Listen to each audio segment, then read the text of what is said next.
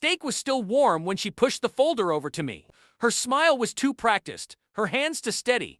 Inside the folder were contracts and legal documents printed on thick paper. She didn't bother making it easier, darling, she said. Her voice was calm. My sister thinks it's only fair she gets 45% of the money. I didn't answer right away. My fingers gripped the fork tightly, not from surprise, because I wasn't surprised at all.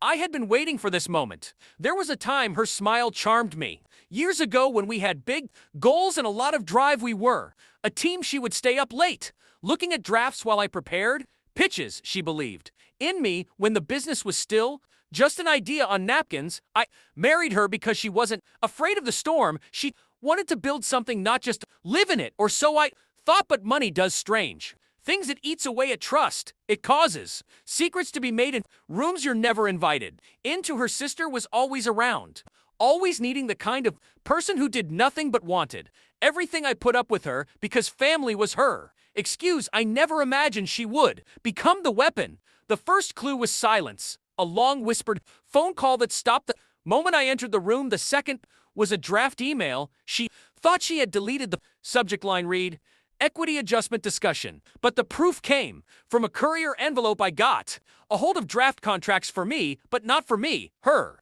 Handwriting in the margins, her sister's name in bold, wanting a part of what I built. I remember staring at those pages, the ink blurry as anger took over, not just at the betrayal, but at her stupidity. She thought she could surprise me with papers to sign. That night, while she slept beside me, I stared at the ceiling and decided if she wanted to use lawyers, I'd make it a nightmare for her. I didn't face her. That's what she expected. She wanted a fight, an explosion, a weakness she could use against me. Instead, I became calm and careful. Every time we talked was an act, practiced, measured, and planned. I spent weeks making my position stronger. I talked to lawyers and financial experts, making quiet changes to the business rules. She never cared to read clause 4.3 was hidden in a lot of technical words she would look at quickly, but never read carefully. It gave me all the power over giving out the profits.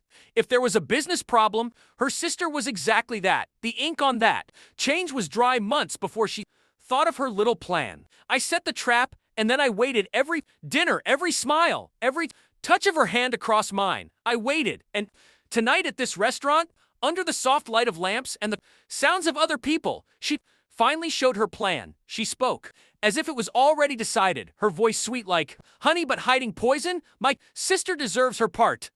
45% is fair. It's family after all.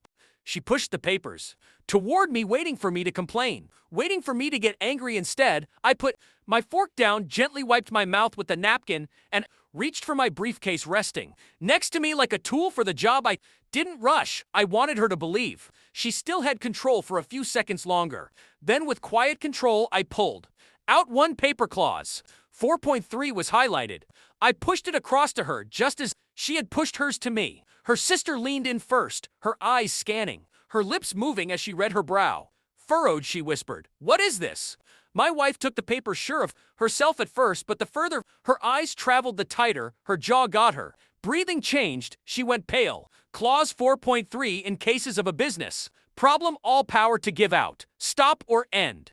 Profit sharing is all mine. The silence at the table got thicker and heavier than the air itself. I broke it with one sentence, calm and exact. You should have read before you schemed.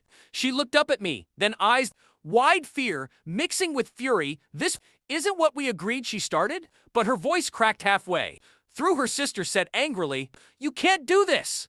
I leaned forward, my voice low enough only for them to hear. "I've already done it." And then I slid another document from my case, bank records, dated transfers, emails I had quietly saved, proof of their planning, enough to destroy her in any courtroom if she pushed further. Her hands trembled as she recognized her own words printed in black and white. Her sister's confidence disappeared instantly around us. Waiters moved, glasses clinked, laughter floated from other tables. The world didn't know about the war that was ending in silence between us. They came expecting to win. They left with nothing but a bitter feeling in their throats. When the bill arrived, I paid without looking at her. The contract she brought sat untouched on the table, meaningless now. I walked out first, leaving her frozen in place, staring at what was left of her plan. Her sister whispered something sharp into her ear, but she didn't move. She couldn't. As I stepped into the night air, the cool wind hit my face like forgiveness. I didn't need to raise my voice. I didn't need to break plates or get angry. My revenge was better because it was silent, planned, and certain. She thought she could surprise me with papers. Instead, I buried her under her own signatures. And the best part, I never once had to lie.